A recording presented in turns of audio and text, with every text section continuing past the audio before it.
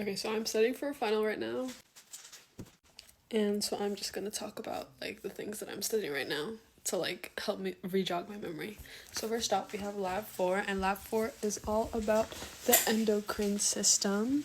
And so basically, we start at the hypothalamus, and then the hypothalamus secretes TRH or thyrotropin releasing hormone, and that would just lead to the pituitary gland excreting the TSH or the thyroid stimulating hormone, which then would cause the thyroid gland to make thyroxine or T4. And there's also another feedback loop that basically controls the amount of thyroxine being made. So if there's a lot of thyroxine being made, then the amount of TRH and TSH will go down, and that's like basically it. And we did like a lab with it, or like an online simulation lab, and basically thyroxine is the one that drives up BMR, which is basal metabolic rate, I believe. And like we did it based on different scenarios, like what happens if there is thyroidectomized, which means that the thyroid gland is removed. And when the thyroid gland is removed, according to TX, then there's like no mass even when you add the TSH. Because usually when you add TSH, then there would be mass or palpitations. But since there's no thyroid gland, there is no mass, or well, yeah.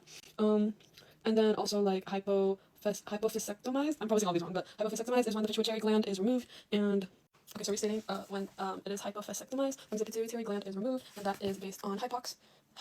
And the effect of that is nothing really, because like at least in this scenario we had TSH, and when it is hypox, the pituitary gland is not really affecting like TSH or the thyroid gland, so there's still like palpitations. And then regarding PTU, which is the propylthyrosol, whatever, and how it inhibits thyroxine, which is just like the last thing that's being made.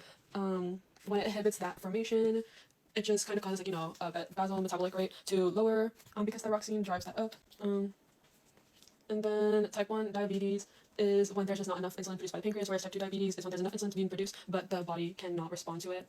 And in both of these scenarios, glucose just remains in the bloodstream and is not taken up by the cells for fuel. And that's like not good. Okay, moving on. So then we have the hormone replacement therapy, and basically it just talks about like osteoporosis. And osteoporosis is when like the bones are weaker, I believe. Osteoporosis is basically like the reduction in the quantity of bone characterized by decrease of bone mass and just like bones being weaker. And this usually happens when like there's like less stimulation of bone growth, or just like less estrogen.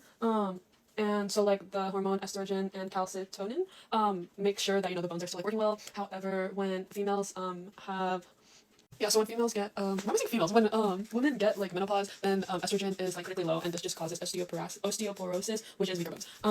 And then so like in this like online simulation, there are 3 rats, and like there's one with control and one being treated with estrogen and then one controlled with calcitonin. And then basically it's just like trying to figure out which hormone better inhibits osteoporosis or like weaker bones, and the best thing is estrogen. So yeah.